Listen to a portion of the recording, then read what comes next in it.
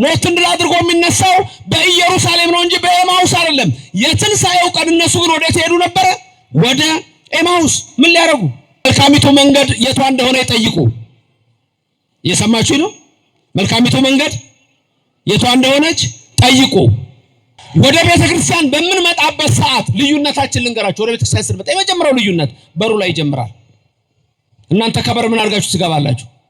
ሰግዳችሁ። ወደ መቅደስ ሲገቡ ጫማችሁ ምን አድርጋችሁ ትገባላችሁ? አውልቃችሁ። ከሙሴ ጋር አንድ ናችሁ፣ ከኢያሱ ጋር አንድ ናችሁ። ሙሴ ጫማውን አወለቀ፣ ኢያሱም እንዲሁ አደረገ፣ እስጢፋኖስም ሰበከ። ወደ መቅደሱ ስትገባ የእግርን ጫማ አውልቅ የተቀደሰ ነው ይላል። በስመ አብ ወወልድ ወመንፈስ ቅዱስ አሃዱ አምላክ አሜን። ክርስቶስ ተንሥአ እሙታን አሰሮ ለሰይጣን ሰላም ኮነ። ክቡር አባታችን የዚህ ታላቅ ደብር አስተዳዳሪ ቡራኪው ይድረሰን፣ አይንተ እግዚአብሔር አበው መነኮሳት ወካህናት፣ አኀው ዲያቆናት፣ የቤተ ክርስቲያን ጌጦቿ፣ ምእመናን፣ አባቶች፣ እናቶች፣ ወንድሞችና እህቶች፣ እግዚአብሔር አምላክ የሚወዳችሁ ሕፃናት ጭምር ሰላም እግዚአብሔር ከሁላችን ጋራ ይሁን። እንደምን አላችሁ? ሰማይን ያለ ምሰሶ ከነ ግሱ የዘረጋ ምድርንም በውሃ ላይ ያለ ካስማ ከነ ልብሱ ያጸና ደመናን ያለ ድምፅ የሚነዳው አየርን ሳይታይ የሚያስጉዘው ኃያሉ አምላካችን የሰራዊት ጌታ እግዚአብሔር ከዘላለም እስከ ዘላለም ለስም አጠራሩ ክብር ምስጋና ይግባው። ረድኤተ እግዚአብሔርን አጋዥ በማድረግ ዛሬ በዚህ ታላቅ ስፍራ የምንማርበት የትምህርታችን ርዕስ የኤማሁስ ኒኮፖሊስ መንገደኞች 10 ችግር። እነዚህ ችግሮች የኛም ሊሆኑ ስለሚችሉ እነዚህን 10ን ብቻ እንማርና በተወሰነ ደቂቃ ከዛ በኋላ ደግሞ 15 ደቂቃ ሌላ ሰዓት እንወስድና በኔ በኩል ያለውን የዕለቱን መርሃ ግብር እናጠቃልላለን። ሰው ለሰው አስታዋሽ ነው። ሰው ለሰው አሳሳቢ ነው። በልቡና የሚያሳድር በአእምሮ የሚቀርጽ የቃሉ ባለቤት ሕያው እግዚአብሔር የምትሰሙትን ቃል ሁሉ በልቡናችሁ ጽላት ይጻፍላችሁ። ለእኔም ለምናገረው ማስተዋልና ምስጢሩን እንዲያድለኝ አንደበቴንም እንዲያከናውን የአምላክ ቅዱስ ፍቃድ ይሆን ዘንድ ሁሉ ጊዜ በጸሎታችሁ አስቡኝ። ይህ ቃል የሚሰማችሁ ሁሉ ሐሳብ ሕሊናችሁ በሰማያት ይኑር። ያላችሁበትንም ስፍራ አውቁ።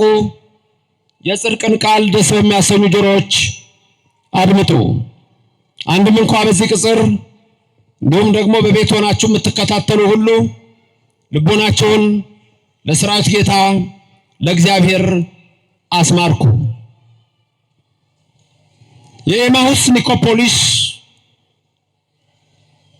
መንገደኞች 10 ችግር ቅዱስ ሉቃስ ከጻፈው ስለራሱ ካወራው ምዕራፍ 24 ላይ ያለውን ቃል እንመለከታለን። ምዕራፍ 24 ላይ ከአራቱ ወንጌላውያን አንዱ የሆነው ሉቃስ የጌታችን የመድኃኒታችን የኢየሱስ ክርስቶስ ትንሣኤን በጻፈበት በዚህ ስለ ሁለቱ ሰዎች ብሎ ራሱን ጨምሮ ከኒቆዲሞስ ጋር ያለውን የትንሣኤ ቀን ውሎ ይነግረናል። የሉቃስ ወንጌል ምዕራፍ 24 ከቁጥር 13 ሲጀምር እንዲህ ይላል። እነሆም ከነርሱ ሁለቱ በዚያ ቀን ከኢየሩሳሌም 60 ምዕራፍ ያህል ወደሚርቅ ኤማሁስ ወደሚባል መንደር ይሄዱ ነበር። ቃሉን ከኔ ደግማችሁ ተናገሩ።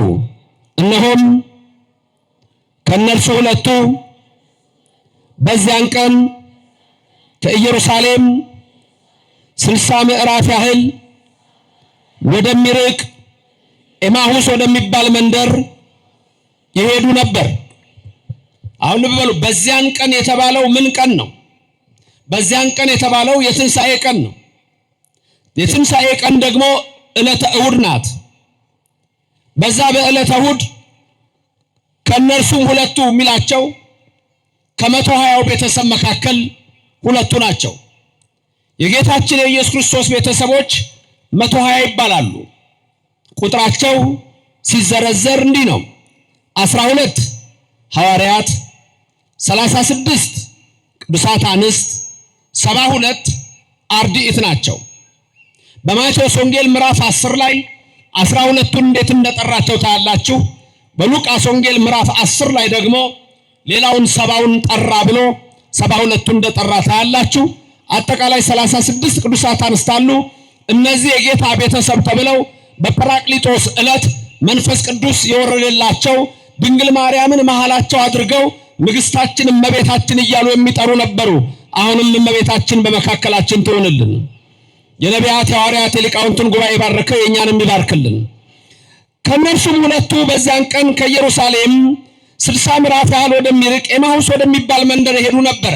ሁለቱ የተባሉት ሉቃስና ኒቆዲሞስ ናቸው። ወይም ሉቃስ በሌላ ስሙ ቀለዮጳ የተባለው ሉቃስ ነው። ሉቃስና ኒቆዲሞስ የትንሣኤ ቀን ወዴት ነበር የሚሄዱት? ወደ ኤማሁስ ነበር የሚሄዱት። ከየት ወዴት ነው የሚሄዱት? ከኢየሩሳሌም ወደ ኤማሁስ። ስለዚህ 10 ችግሮች ምን እንደሆኑ ልንገራችሁ። አንደኛ፣ የሚሄዱበትን መሄድ ወደ የነበረባቸው ቦታ አያውቁም። አንደኛ ትልቁ ችግራቸው እሱ ነው። አይናቸው ተይዞ ነበር። ሰሞኑን የምትሰሙት ስብከት ካለፈ እሑድ ወይም ከትላንት ወዲያ እሑድ ጀምሮ የምትሰሟቸው ትምህርቶች ስለ ኤማሁስ መንገደኞች ስለሚናገሩትና እኔ የፈለኩት 10 ችግሮች እንድንመለከት ነው። አንደኛ የሚሄዱበትን አያውቁም። ሁለተኛ ችግራቸው እርግጥ ነው እየሄዱ ይነጋገሩ የነበረው ስለ ኢየሱስ ክርስቶስ መከራ ነበረ፣ ግን አይናቸው ተይዞ ነበር። ክርስቶስ መካከላቸው መጥቶ አብሯቸው እየሄደ ነበረ፣ ግን አላወቁትም። አይናቸው ተይዟል። ለምን አይናቸው ተያዘ? 10 ችግሮች አሉባቸው። አንደኛው መሄድ ወደ ነበረባቸው ስፍራ እየሄዱ አይደሉም። 2 ጠውልገዋል። ምክንያቱም በቁጥር 17 ሉቃስ 24 ላይ ምን ይላል? ኢየሱስ ክርስቶስ ምን አላቸው? እየጠወለጋችሁ ስትሄዱ እርስ በርሳችሁ የምትነጋገሯቸው እነዚህ ነገሮች ምንድናቸው አላቸው። እየጠወለጋችሁ ስትሄዱ። መጠውለግ መንፈሳዊ መቀጨጭ፣ መንፈሳዊነት መውደቅ። ሁለተኛው ችግራቸው ይሄ ነው፣ መጠውለግ። ሶስተኛው ችግራቸው ደግሞ እነዚህ ሰዎች የነበረው ምንድነው? ኢየሱስ ክርስቶስ ማ እንደሆነ አለማወቃቸው ነበር። ሶስተኛው ችግራቸው ኢየሱስ ክርስቶስ ማን እንደሆነ አለማወቃቸው። ምክንያቱም ምን ብለው ነው የገለጹት?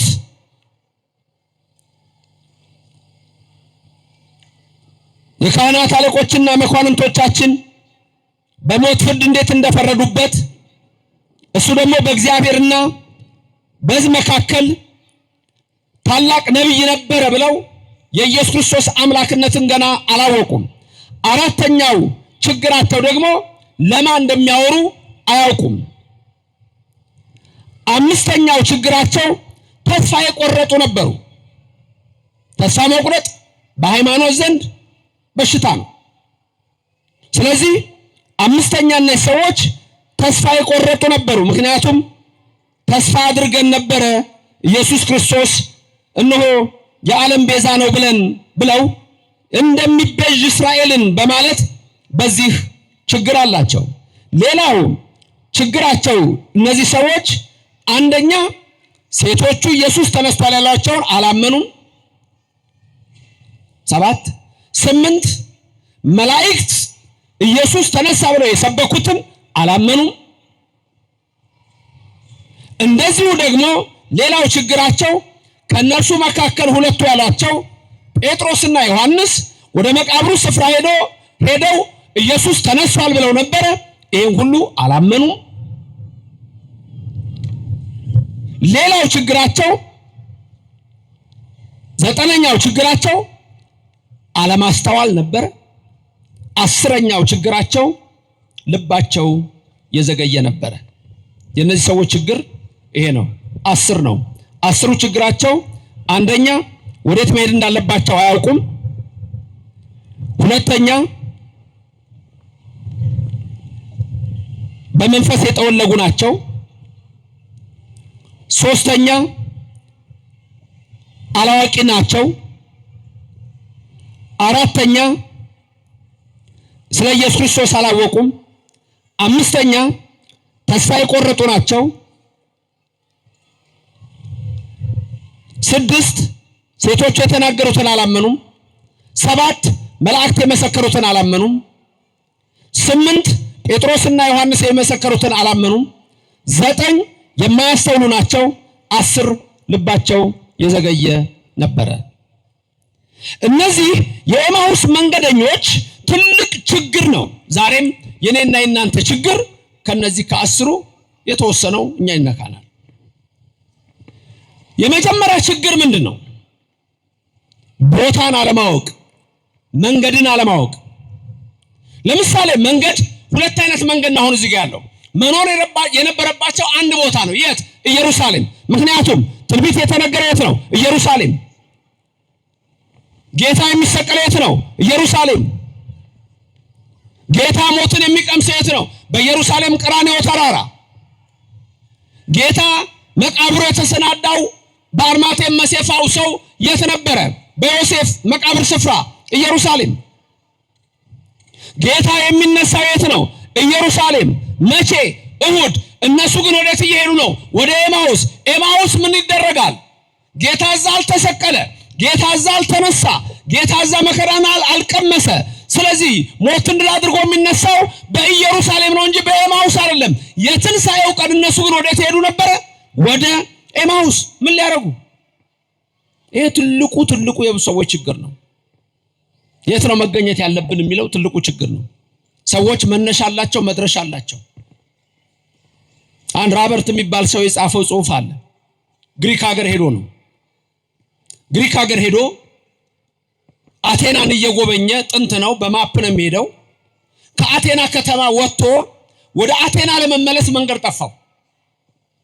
መንገድ ሲጠፋው ማን ነው የሚያሳየኝ እያለ መኪናውን እየነዳ ሲሄድ አንድ ሰውዬ ፍየል እየጎተተ ሲሄድ አጋጠመው። እንደምናሃለው በተኮራተፈ ግሪክኛ ሰላምታ ሰጠው። እሱም ሰላምታ ሰጠው። መኪና ውስጥ ሆኖ ነው የሚያናግረው ሰውየውን። ቦታ ጠፍቶት ነው ይሄ ሰውዬ። የት ጋር ነኝ አለው። ያ ፍየል የያዘው ሰውዬ እዛ ጋር ነህ አለው። እንደሱ አይደለም መልሱ አይደል? ሰውየው ቦታ ነው ይፈልገው። ወዴት ነው ያለሁት ነው። የት ነህ ሲለው እዛ ጋር ነህ። አይ ጥያቄ ያልገባውም አለ። ወረደና ሄደና አጠገቡ ማፕሶ ቆሞ የት ጋር ነው ያለሁት አለው። እዚህ ጋር ነህ። በቃ ይሄ ሰውዬ መንገድ ሊነግረኝ አይችልም፣ ምንም የሚያውቀው ነገር የለም። ተመለስኩና መኪናዬ ውስጥ መንዳት ስጀምር ጠራኝ አለ። ወዴት ልትሄድ ነው? የት እንዳለው ሳላቅ ወዴት እንደሚሄድ በምን አውቃለሁ?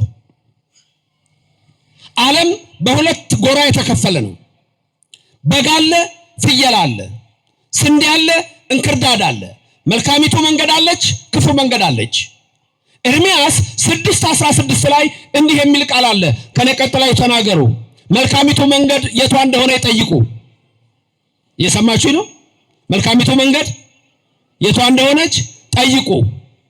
የቀደመችው መንገድ የቷ እንደሆነ ጠይቁ። በሷም ላይ ሂዱ፣ ለነፍሳችሁ ረፍት ታገኛላችሁ ይላል ኤርምያስ 6:16።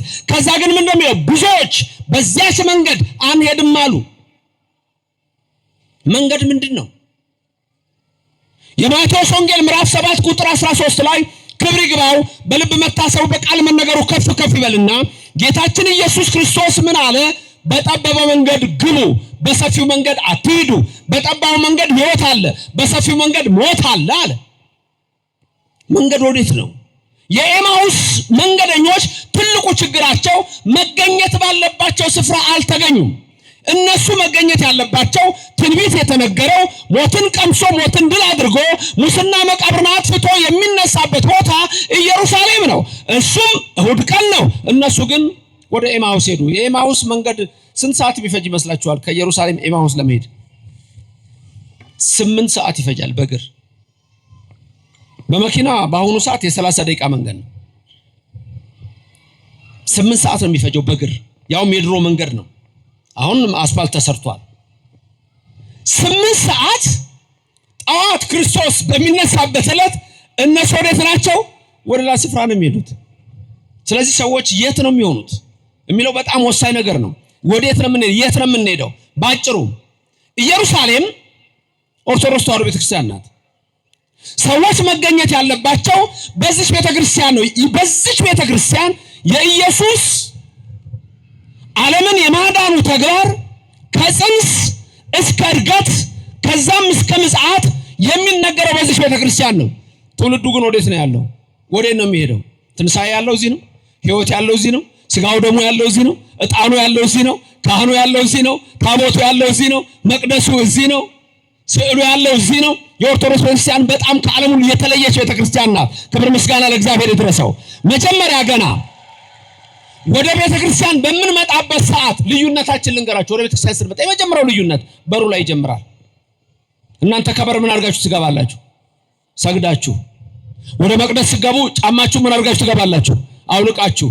ከሙሴ ጋር አንድ ናችሁ። ከኢያሱ ጋር አንድ ናችሁ። ሙሴ ጫማውን አወለቀ፣ ኢያሱም እንዲሁ አደረገ። እስጢፋኖስም ሰበከ። ወደ መቅደሱ ስትገባ የእግርን ጫማ አውልቅ የተቀደሰ ነው ይላል። ይህ የሚፈጸመው በኦርቶዶክስ ቤተክርስቲያን ነው። ሌላ ቦታ ብትሄድ አይደረግም። ኮርጃው የሚያደርጉም ካሉ ውስጡ ባዶ ነው። ወደ ኢትዮጵያ ኦርቶዶክስ ቤተክርስቲያን መቅደስ ስንመጣ ወደ ውስጥ ስንገባ ገና አይናችንም ያዋል። አምስቱም የስሜት ሕዋሳት ይሰራሉ። እየሰማችሁ ነው? አምስቱም የስሜት ሕዋሳት በዚህ ይሰራሉ። አይን ያያል፣ ታቦቱን ያያል፣ ካህኑን ያያል፣ ጽናውን ያያል፣ መስቀሉን ያያል። አይን ያያል። የምታዩት ብዙ ነገር ነው። ቀሳውስቱ የሚሄዱት ዑደቱ ሚስጥር አለው። ዲያቆናቱ የሚዞሩት ሚስጥር አለው። በአይናችሁ ታያላችሁ፣ በጆሮአችሁ ደግሞ ምን ትላላችሁ? ትሰማላችሁ። ማህሌቱን ትሰማላችሁ፣ ሰዓታቱን ትሰማላችሁ፣ ቅዳሴውን ትሰማላችሁ፣ ዝማሬውን ትሰማላችሁ። በአፋችሁ ምን ታረጋላችሁ? ታመሰግናላችሁ። በቃላችሁ ስጋው ደግሞ ትቀበላላችሁ። ጸበል ትጠጣላችሁ። በአፍንጫችሁ ምን ታረጋላችሁ? የመስዋዕቱ መዓዛ ይሸታችኋል። ዕጣኑ ይሸታችኋል። ራሱ ኢየሱስ ክርስቶስ ዕጣን ነው እያላችሁ ትቀድሳላችሁ። እናቱ ድንግል ማርያም ዕጣን ናት እያላችሁ ትቀድሳላችሁ። የኦርቶዶክስ ቤተክርስቲያን ከሌላው የሚለየው በዚህ ነው። የክርስቶስ ነገር ያለባት ቤተ መቅደስ ናት። ኢየሩሳሌም ናት። አምሳል ናት። ከዚህ ቤተክርስቲያን ወዴት ነው የምትሄደው? በዛ ትንቢት የለም፣ በዛ ትንሣኤ የለም፣ በዛ ሕይወት የለም፣ በዛ ተድላ የለም። ወዴት ነው የምትሄዱት? የኤማውስ መንገደኞች ትልቁ ችግራቸው ያ ነበር። እናንተ ወደ ቅዱስ ቤተክርስቲያን ስትመጡ እንዳልኳችሁ የምታዩት ነገር በእጃችሁ ምን ታደርጋላችሁ? ታጨበጭባላችሁ። ስታጨበጭቡ ለምን ነው የምታጨበጭቡት? ለምን ነው የምታጨበጭቡት? እስቲ አሁን ሁላችሁም በደንብ አጨብጭቡ። አማን በአማን አማን በአማን አማን በአማን በደንብ ነው የሚጨበጨበው። እምነ ሙታን ተንሥአ በደንብ አጨብጭቡ፣ በደንብ አጨብጭቡ፣ በደንብ አጨብጭቡ ሁላችሁም። እሺ በቃ ምን ያደርጋችሁት? ምን ያጨበጨባችሁት? ምንድነው? ዝም ብሎ ነው ያጨበጨባችሁት? ለማድመቅ ነው? ምንድነው ታዲያ? ምስጋና ልክ ነው። ጥፉ ወደቤትክሙ ይላል። እጃችሁን አጨብጭቡ ይላል ለምስጋና። ሌላ እሺ በምስጋና ውስጥ ምንድነው ያለው? ሌላ ነገር ምንድነው ያለው? በሌላ ነገር እሺ እንደኔ አጨብጭቡ። እንደኔ አጨብጭቡ ሁላችሁ በደንብ በቃ እጃችሁን አመማችሁ አላመማችሁ እኔ አሞኛል አላጨበጨባችሁም ማለት ነው ነካ ነካ ነው እንዲያረከው ያማራም ምስጋናው ብቻ አይደለም ክርስቶስ በጥፊ መመታቱን ነው የምታስቡት ስታጨበጭቡ ረቂቅ ነው የኦርቶዶክስ ቤተክርስቲያን ምስጢሯ ክብር ምስጋና ለእግዚአብሔር ይድረሰው ሕማሙ የሚነገርባት ስቃዩ የሚነገርባት ቤተክርስቲያን ዝም ብሎ አይደለም የምታረጉት እቺ ነች ቤተክርስቲያን አሁን ሲዘምሩ አይታችኋል አንዳንዴ እንዲህ ሲዘሙ መስቀል ይዘው እንዲህ ያደርጉና መስቀሉን ከዛ እንደገና መቋሚያውን እንዲህ ይደረግና ከዛ እንዴት ይደረጋል አንደሞ እንዲህ ሲያረጉ አይታችሁ ታውቃላችሁ ምንድነው የሚያረጉት እንደውም አንዳንዴ ደግሞ እዚህ ላይ የሚያረጋሉ ሲያሸበሽቡ አረጉ እዚህ ላይ ከዛ እግርስ አንከስ የሚል አይመስላችሁም ትንሽ ሲያሸበሽቡ እንዲህ ሲሉ አይታችሁ ታውቃላችሁ በደንብ ነው የምታዩት እንዲህ መዘመራኑ አታረጉም ያረጋሉ ምንድነው ይሄ ኢየሱስ የተሰቀለበት መስቀል አምሳል ነው መቋሚያ ዝም ብሎ መቋሚያ አይደለም ዜማው የሚቆምበት ነው እንጂ አንተ ተደግፈ እንዲቆመህ እንቅልፍ የምትለጥጥበት አይደለም መቋሚያ ጥሩ ነው ለሱም እንዴ አድርግ ሽማግሌዎች አርጉ መቋሚያ ያዙ ደገፍ በሉ ጎሽ የበረታ ቆሞ የደከመ ነው ዋናው ምስጢሩ መቋሚያ ማለት ግን መቋሚያ ዝማሬውን የክርስቶስን መከራ የምንነግርበት ትንሳኤውን የምንሰብክበት ማለት ነው እንዲህ የሚያደርጉት ኢየሱስ ሆይ አንዴ ወደ ቀያፋ አንዴ ወደ ሐና አንዴ ወደ ጲላጦስ አንዴ ወደ ሄሮድስ አንገላቱና በማዕከላዊ ምድር በኢየሩሳሌም ሰቀሉ ሲሉ እንዲህ መስቀሉን ተከሉት ሰማችሁ ከዛ እዚህ ላይ ያረጉ መስቀሉን ተሸክሞ ወጣ እናንተ ጌታ የሚሰቀልበትን እንዲህ የሚለው ደግሞ ሲወድቅ ሲነሳ ነው የኦርቶዶክስ ቤተክርስቲያን ብቻ ይሄ ምስጢር አላት ክብርና ምስጋና ለእግዚአብሔር ይድረሰው ስሙ የተመሰገነ ይሁን ቆይ መቋሚያ እንደው በደንብ ከተሰራ በእውነት ከላይ ያለው እንዲህ ያለው ምልክት በምንድን ነው የሚሰራው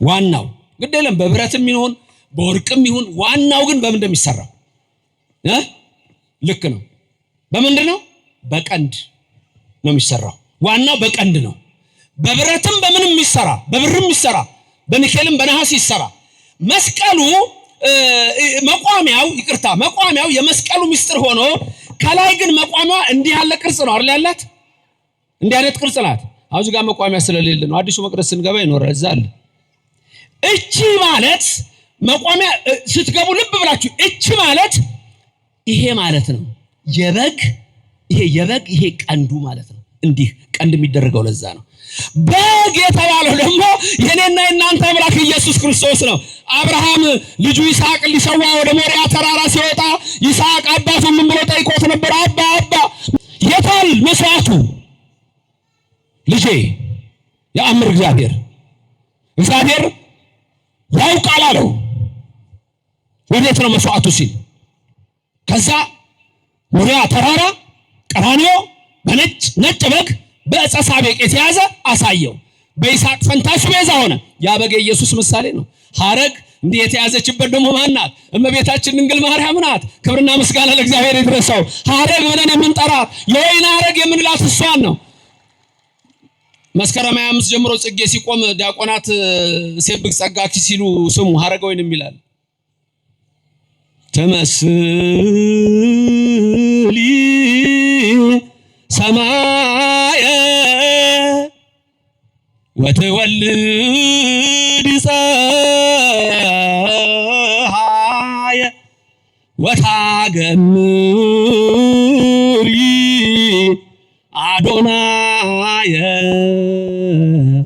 ሐረገ ወይን የሚል ዘማለ ሰማይን ትመስሊያለሽ ፀሐይን ትወልጃለሽ አዶናይን ትሸከሚያለሽ የወይን ሐረግ እኮ አንቺ ነሽ እመቤታችን እኮ ናት ክብር ምስጋና ለእግዚአብሔር ይድረሰው ዮሐንስ መጥምቅ ለአብርሃምና ለይስሐቅ የተገለጸው በግ ኢየሱስ መሆኑን ሲናገር በዮሐንስ ወንጌል ምዕራፍ 1 ከቁጥር 29 ጀምሮ ስታነቡ ጌታ ሲመጣ ሳይገና ምን አለ ነዋ በግው ለእግዚአብሔር ዘያትት ኃጢአተ ዓለም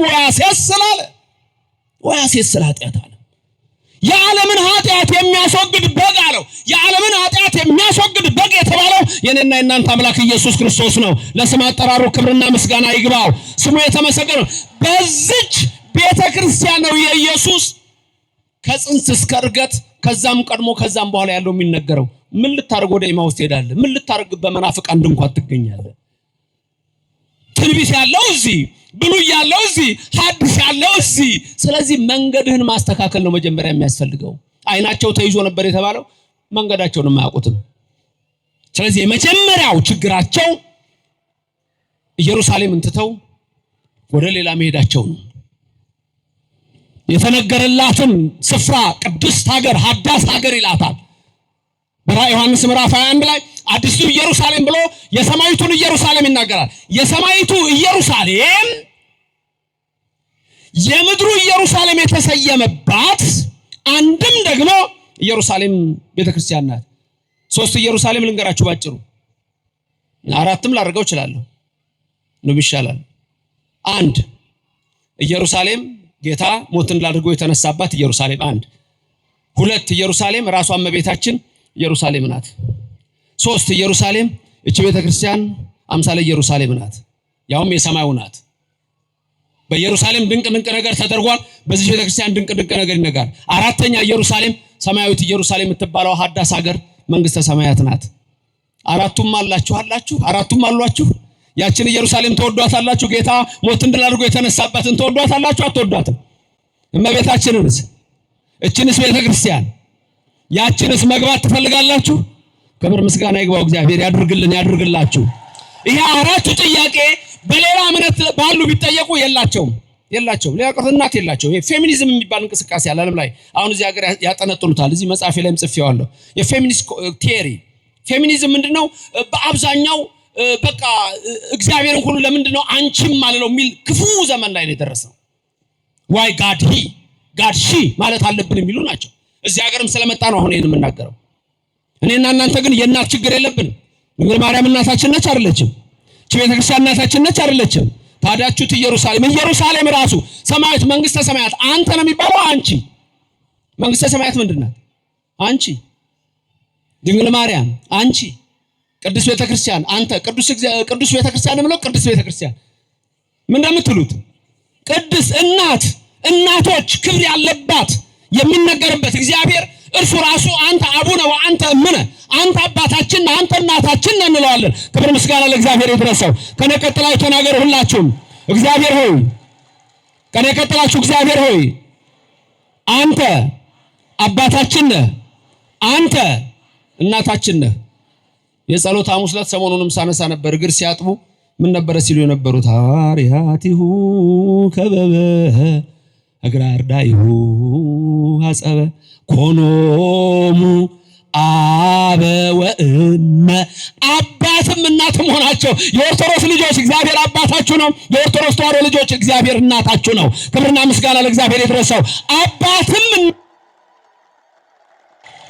ምስጉን ይሁንልን ስሙ። ስለዚህ መጀመሪያ የት እንዳላችሁ ማወቅ ነው። ቅዱስ ቤተክርስቲያን ካህኑ ምስግድ ብሎ ቀጥሎ የሚያዜመው ዜማ ላይ እናንተ ምትሉት አለ። ታስቀድሳላችሁ? ግን ታስቀድሳላችሁ?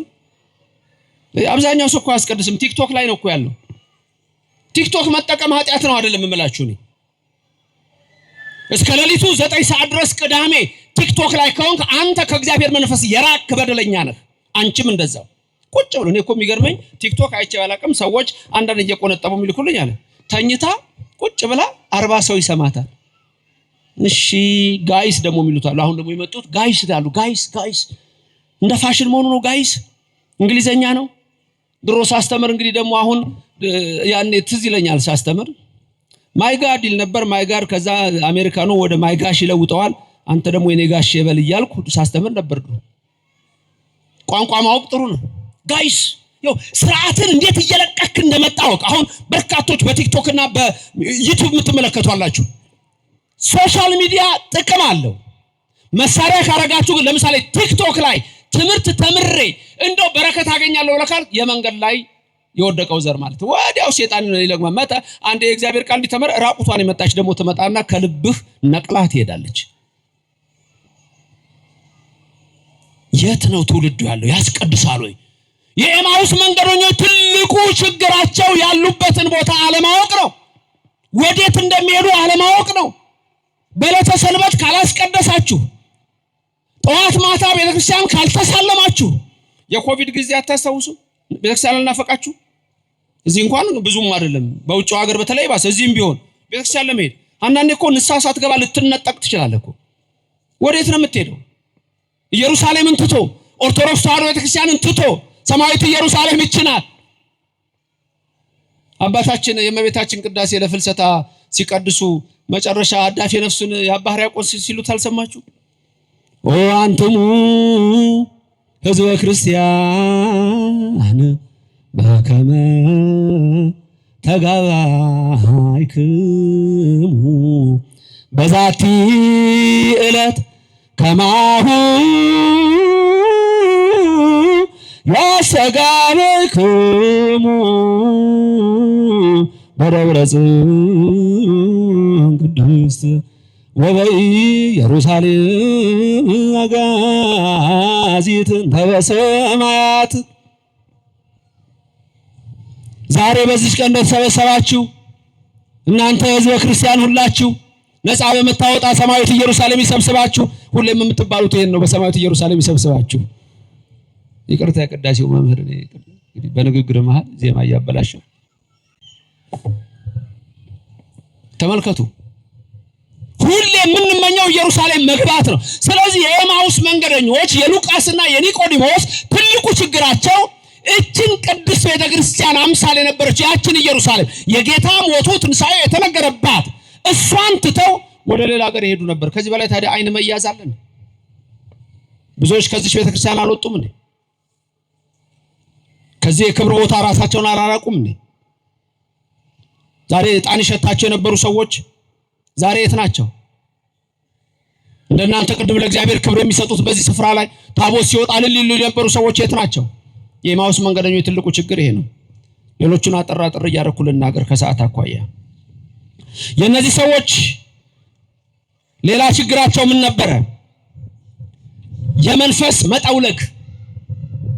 የመንፈስ መጠውለግ ማለት መሰልቸት ነው።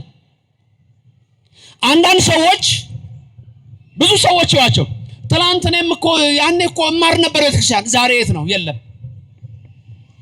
ትላንት አስቀድስ ነበረ፣ ዛሬ የት ነው? የለም። የመንፈስ መጠውለግ ይገጥማል፣ ይሰለቻል። ቅዳሴ ላይ መቆም ያኔ በቃ እንደተተከለ እንጨት ቀጥ ብለህ ነበር። ዛሬ ግን ምንድነው ካህናቱ ዛሬ ያረዘሙት? ምንድነው ዛሬ ቶሎ አይለቁንም እንዴ? እርግጥ ነው ካህናትም ያርዝሙ ማለት አይደለም። ስርዓት ያለው ያስፈልጋል። እናም አልስማማበት አላባታችን ታቦት ወጥቶ 2 ሰዓት ትምህርት ነው ያልስማማ። ታቦት ወጥቶ ገንዘብ ልመና አልስማማ። ያንን ቀድሞ ማድረግ ሰው እንዲሰጥ ማድረግ ይሰጣል። የኢትዮጵያ ኦርቶዶክስ ተዋሕዶ ቤተክርስቲያን ሕዝብ ደግሞ ደግ ነው። እግዚአብሔር ለምትሰጡት ሁሉ በረከቱን ይስጣችሁ። ስለዚህ የመንፈስ መጠውለግ ይገጥመዋል።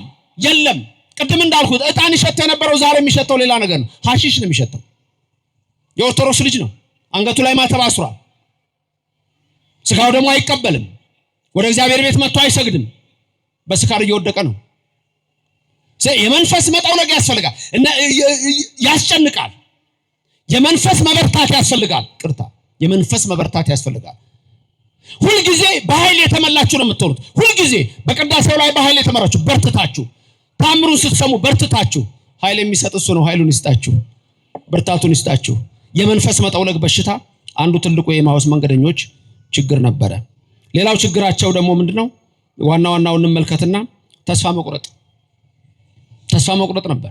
ምክንያቱም እስራኤልን የሚቤዥ እሱ እንደሆነ ተስፋ አድርገን ነበር አሉ። ተስፋ አድርገን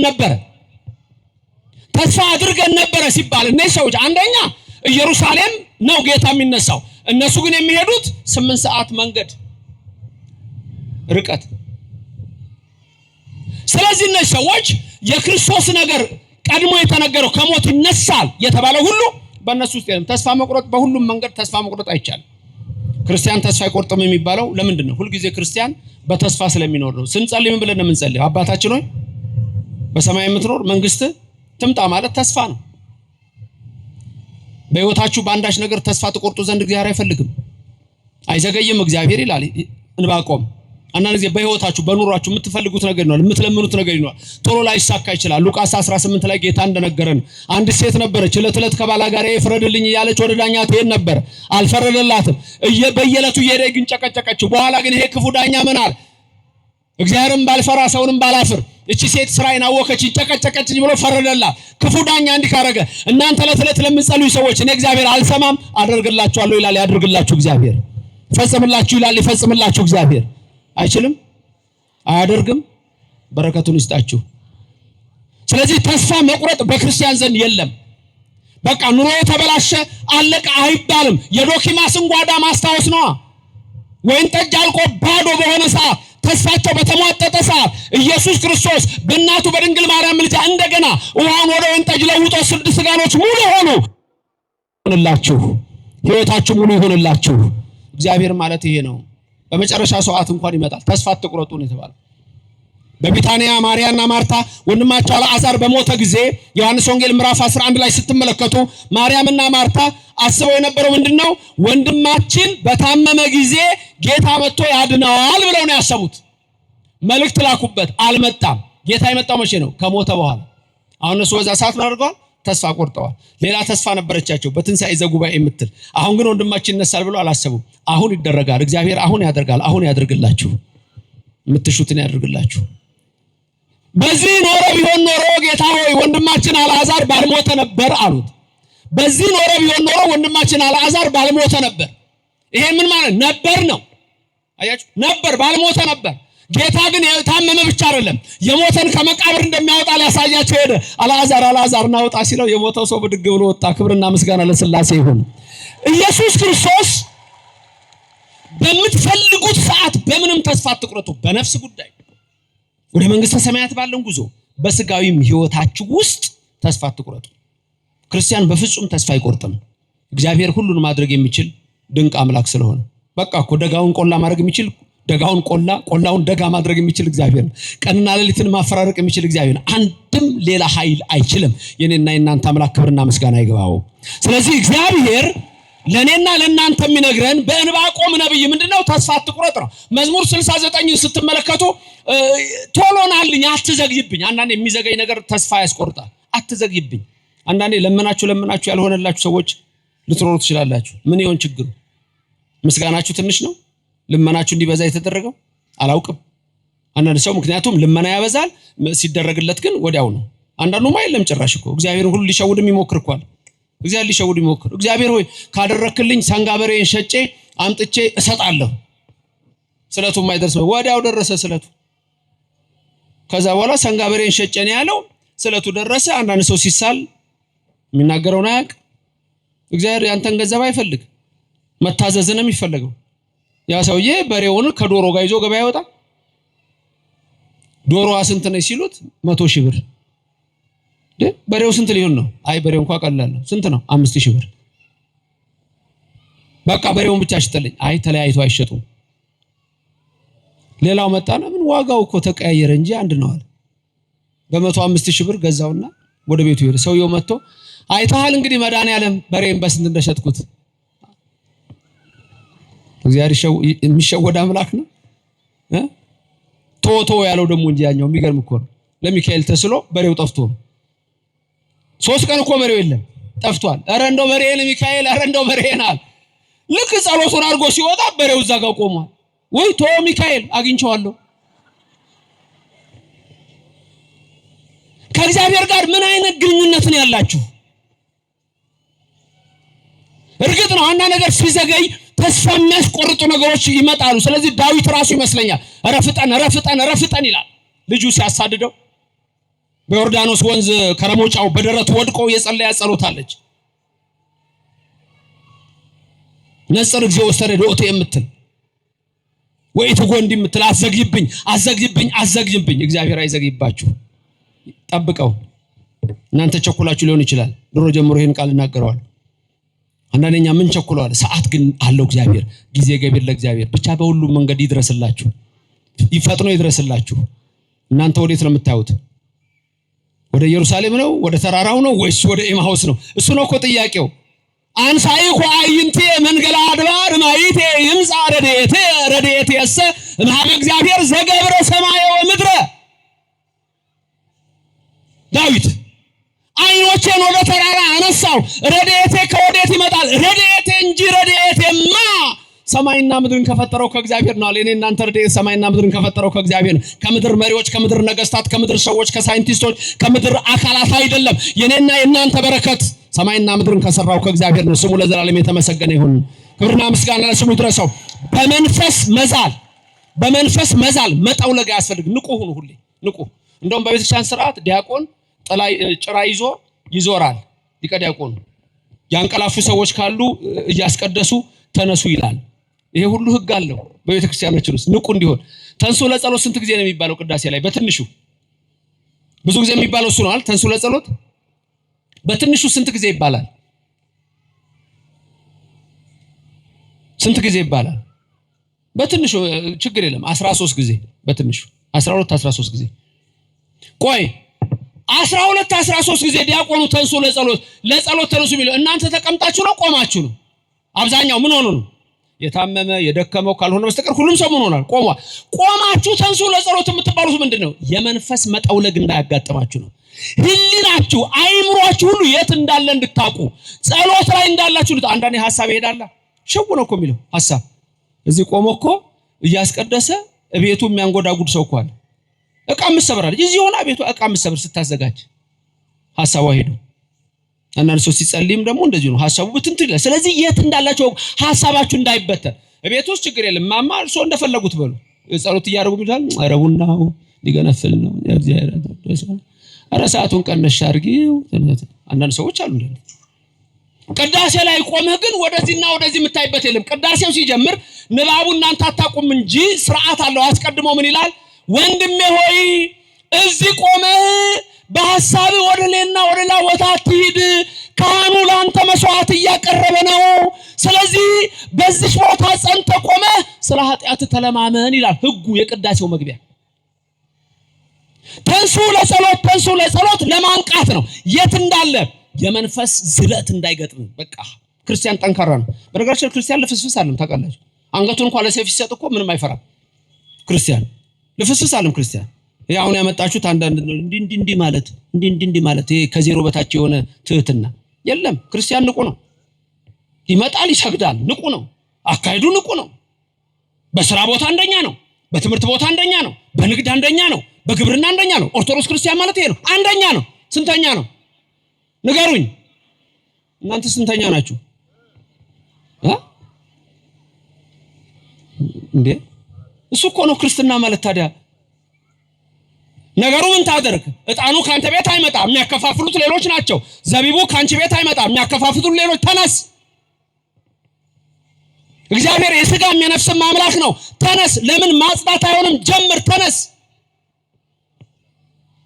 በህይወትህ በስጋም ህይወትህ በህይወትሽ በስጋ ህይወትሽ በነፍስም ተስፋ የምንቆርጥበት ነገር የለም። ቅድም ነበር ያልነው እግዚአብሔርን አንተ አባታችን ነህ። አንተ ታዲያስ አባትና እናት ነው የሚጠፋ ነው፣ እሱ የማይጠፋውን ያወርሰናል። ክብርና ምስጋና ለስሙ ይድረሰው። ስጋ ሰጥቻችኋለሁ፣ ስጋ ሰጥቻችሁ ልብስ ከለክላችኋለሁ። ነፍስ ሰጥቻችኋለሁ፣ ነፍስ ሰጥቻችሁ ልብስ ከለክላችኋለሁ፣ ምግብ ከለክላችኋለሁ። የቱ ይበልጣል ነው ያለው አይደል ጌታ ሲያስተምር ማቴዎስ 7። ስጋ ይበልጣል ልብስ? ስጋችሁ ነው የሚበልጠው ልብስ ነው የሚበልጠው? የቱ ይበልጣል? ምግብ ነው የሚበልጠው ነፍስ ነው የሚበልጠው? ታዲያ የሚበልጠውን ነፍስ ሰጣችሁ ስጋ ሰጣችሁ የምትበሉት ከለክላችኋለሁ እንዴ ይላችኋል እግዚአብሔር። አይከለክልም፣ ቤታችሁን በበረከት ይሙላ። ተነሱ ግን ለስራ፣ በምንም ተስፋ አትቁረጡ። መባረክ የሱ ስራ ነው። እነዚህ ኤማውስ መንገደኞች ትልቁ ችግራቸው መጠውለግ ነበረ፣ እሱ ነው። ሌላው ተስፋ መቁረጥ ነበረ። የመጀመሪያው መንገዱን አለማወቅ ነው። ከዛ በኋላ ኢየሱስ ክርስቶስ ማታስተውሉ አላቸው። ሴቶቹ ተናገሩ፣ ጴጥሮስና ዮሐንስ ተናገሩ፣ መላእክት ክርስቶስ ተነሳሉ። ወዴት ነው የምትሄዱት የኤማውስ መንገደኞች? እስቲ ተመልከቱ። በዚህ ቤተክርስቲያን መላእክት አሉ፣ ሐዋርያት አሉ፣ ነቢያት አሉ። እነዚህን ሁሉ አልሰማ ብለው ገርሉ ድርሳኑን አልሰማ ብለው የት ነው ያሉት? ሌሎች ወዴት ነው እየሄዱ ያሉት? ወጥተዋል እኮ ከዚህ የሚሄዱ አሉ። ኢየሩሳሌም እዚህ ነች፣ እነሱ ግን መንገድ ላይ ይወጣሉ። ወዴት ነው የምትሄደው? ተመልከቱ። የምትሄዱበትን እንኳን አለማወቅ እኮ ትልቁ ፈተና እኮ ነው። ትልቁ ችግር እኮ ነው። ሰው ችኩል ነው። አሁን ሰው ችኩል እኔ ድሮ የምናገረው አንድ እንትን ነበረ፣ ቀልድ ነበረ። የመቸኮል ባህሪ። ሰውየው ገበያ ወጣ ፈረስ ሊገዛ። ሰውየው ገና ሲናገር አፈዘዘው። በቃ የኔ ፈረስ እኮ እንዳይላ ፈረስ አይደለም፣ ዋጋው ሁሉ ለየት ያለው ለዛ ነው። ምክንያቱም የኔ ፈረስ ስታስነሳው ሆይ ሆይ ትለዋለህ። ሆይ ሆይ ብለህ ስትል ይጋልባል። ሆይ ሆይ ካልክ ይጨምራል። እንዴ ካልክ ደግሞ ቀጥ ይላል። የኔ ፈረስ የሚሰማ ነው አለ። ሰውየው ቸኩሏል። አንዳንድ ሰዎች አሉ ዝና የሚወዱ ውጭ ሀገር ይገርሙኛል። አንዳንድ ሰዎች ጎማቸው ላይ እንዲህ የሚሽከረከር ያደርጋሉ። በተለይ የበለጠ ስፓኒሾች ናቸው መሰለኝ ኮኒ እንደዛ የሚያደርጉት። እንዲህ የሚብለጨለጭ ሌላ ሰው ነው የሚያይለት እንጂ እሱ እኮ መኪናው ነው አያየውም እኮ ከውጭ ያለ። አንዳንድ ሰዎች እንደዚህ ናቸው። ለሰው ዝና፣ ለሰው ታይታ ሁሉ ነገር እንደዛም ይመስላቸው። ሆይ ሆይ ስትለው ይሄዳል፣ እንዴ ስትለው ይቆማል። ሰውየው ማቆሚያውን ማልሰማ ገንዘቡ ሰጥቶ በቃ አቶ ከሌ እንዲህ አይነት ፈረስ አለው እንዲባል የፈለገው ፈረሱ ላይ ወጣ። ማስነሻውን ማይጠፋል። ሆይ ሆይ ደግሞ ለማይጠፋል ሆይ ሆይ አለዋ። ፈረሱ መጋለብ ጀመረ። ሲጋልብ ሲሄድ ሲጋልብ ማቆሚያው ነበረ አለማስተዋል። ከፊቱ ትልቅ ገደል አለ፣ ጨነቀው። ልክ ገደሉ ጋር ሲደርስ እንዴ ልገባ ነው እንዴ አለ። ፈረሱ ምን ሆነ? እንዴ እኮ ነው ማቆሚያው እንዴ አላችሁ እንዴ ሲለው ቀጥ አለ። ከዛ እንዲህ ገደሉን ሲያዩ ርቀቱ ወይ ጉድ እዚህ ውስጥ በገባ እኮ አጥንቴ እንኳን አይለቀም ነው ወይ ወይ አለ። እንደሱ እኮ ነው። በሌላው ዓለም ያለው እኮ ሆይ ሆይ ነው፣ ሆይ ሆይ ነው። በዚህ ሆይ ሆይ የለም። ማህሌት፣ ሳታት፣ ቅዳሴ ያለው እዚህ ካህኑ ራሱ አለባበሱ ሲያምር ካባውን አርጎ ቀሚሱን አርጎ ጥምጥሙን አርጎ መስቀል ይዞ ሌላ ላይ ውጥር ብሎ ካራቲስት መስሎ ይመጣል። አሁን በካራቲስት ነው ሴጣን የሚያስለቅቀው ነው። በካራቴ ነው አንዳንዱ ፖስተር ላይ ራሱ እንዲህ ምናምን አለን እንደ ብሩስ ሊ የሚወጡት እንደ ጃኪ ቻን። ሴጣን በቦክስ የሚለቅበት ዘመን፣ በካራቴ የሚለቅበት ዘመን አይተንም አናውቅ እኮ። በእኛን የሚራሱ አሁን የሰማነው በእኛን ዘመን አሁን ነው የተከሰተው። ይሄ ሁሉ ሆይ ሆይ የሚል ትውልድ የበዛበት ዘመን ነው። ማስተዋል ያስፈልጋል። አሁን ደስ የሚላችሁ ምንድነው? አሁን የሆነ እንትን ላይ ሶሻል ሚዲያ ላይ ለምሳሌ የቱን ቀድማችሁ ታዩታላችሁ? እከሊት ዛሬ ሆስፒታል ህመምተኞችን ጠየቀች የሚል ርዕስ በዚህ ጋር አለ። በዚህ ጋር ደግሞ የከሊት ጉዷ ተጋለጠ። የቱን ነው የምታዩት? ጉደኛ ነህ ጉድ ነው የምታየው። ያውም የእንግሊዘኛውን ጉድ ያርግል ብለዋል ቀሲስ መንግስቱ የእናቴ ልጅ። የእንግሊዘኛውን ጉድ ያርግል የእናቴ ልጅ ብለዋል። ተመልከቱ። ምንድነው የምንፈልገው? ይሄ መንፈሳዊ ድቀት፣ ተስፋ መቁረጥ፣ መጠውለቅ፣ መለዘዝ። ልክ አውቀዋለሁ የቤተክርስቲያን ነገር አውቀዋለሁ። ምን ነው የምታውቀው? የቱን ነው የምታውቂው? ምንድነው ያወቅነው? ገና ከውቅያኖስ ውስጥ እኮ አንድ ማንኪያ እንኳን እኮ አልቀመስንም በኦርቶዶክስ ቤተክርስቲያን ውስጥ ክርስቲያኖች። እናንተማ ብርቱ ናችሁ፣ ጠንካራ ናችሁ፣ የተሰብስባችሁ ትማራላችሁ፣ ያዝልቅላችሁ ለዘላለም በረከቱን ይላክላችሁ። ስለዚህ ኢየሱስ ክርስቶስ ምን አለ? እናንተም ማታስተውሉ አላቸው። ተመልከቱ፣ ማታስተውሉ። ምክንያቱም አላስተውሉ። ነቢያት የተናገሩትን ከማመን ልባችሁ የዘገየ ልብ ዘገየ። ለምን እንደምትዘገዩት? እስቲ አንዳንድ ሰዎች ቀላል ጥያቄ ልጠይቅ። አለቃችን አሉ፣ ያዩዋችኋል፣ ካህናቱ አሉ፣ ስጋው ደግሞ የምትቀበሉ ምልክት ስጡኝ። ስጋው ደግሞ የተቀበላችሁ ቁርባን የቆረባችሁ ስጋው ደግሞ የተቀበላችሁ እስቲ ምልክት ይታየኛል። ጨለማም ቢሆን ወደዛ እዛም ያላችሁት በቲክቶክ በዩቲዩብ የምትማሩ ሶሻል ሚዲያ እዛም ያላችሁት ምልክት ሰጡኛላችሁ። ስጋው ደግሞ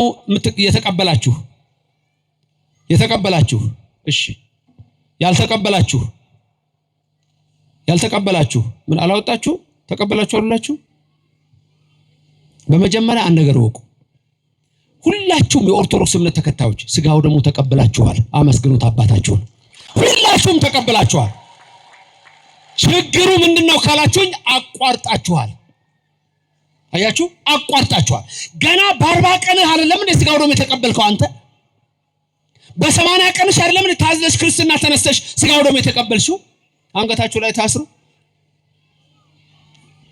እየመጣችሁ አልተቀበላችሁ፣ አቋርጣችኋል።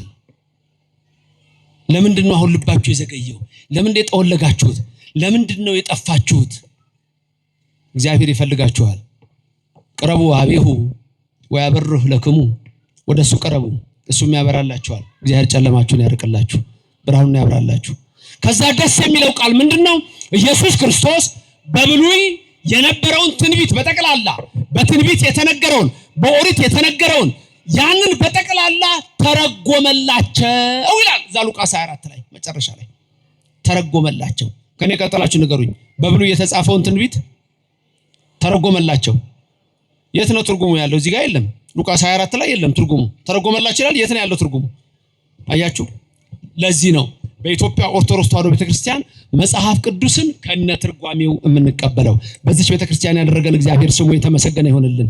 ስለዚህ የምንኖርበትን ማወቅ ወሳኝ ነገር ነው። ቅዱስ ቤተክርስቲያናችን ኦርቶዶክስ ተዋሕዶ ቤተክርስቲያን ከሌሎች እምነቶች ለየት የምትለው ኢየሱስ ክርስቶስ የሚናገረውን በማድረጓ ነው።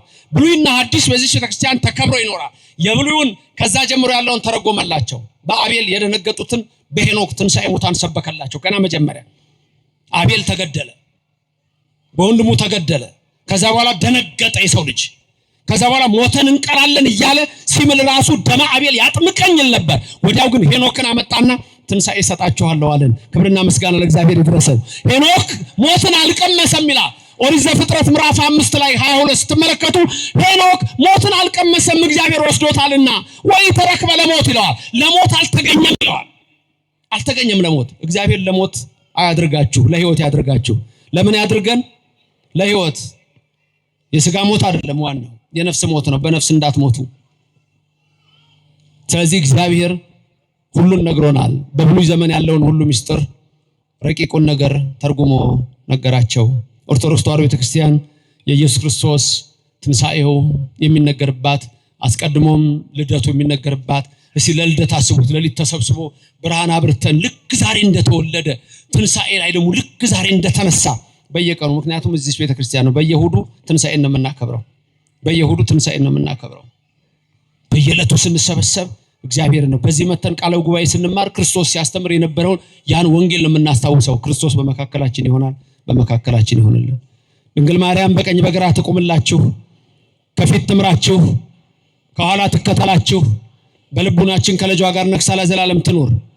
አሜን ላላችሁ ይደረግላችሁ። አሜን ላላችሁ የቆለፋችሁን ሰይጣን ከከንፈራችሁ ላይ ያርቅላችሁ።